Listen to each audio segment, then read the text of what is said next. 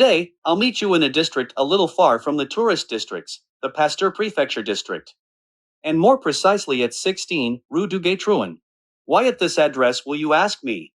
Well, quite simply because there is a somewhat singular church there.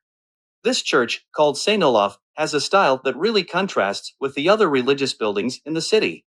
Observe this Scandinavian building with its salmon pink color, its white pilasters, and its baroque dome.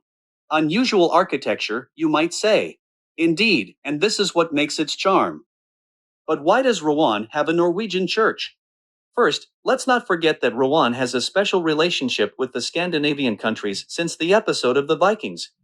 Then, the church was built in 1926 by the Norwegian mission, next to the Scandinavian sailors' home, to provide a place of Lutheran worship for sailors on stopover.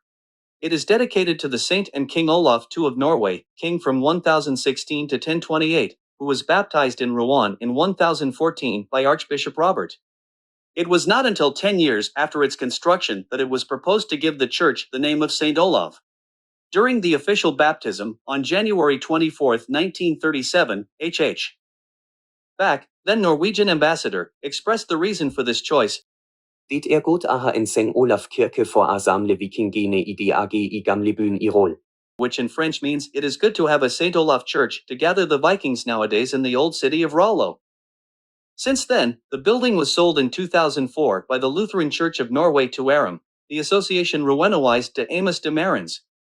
For the record, for a century, the Cornet High School in Rouen has offered a Norwegian section.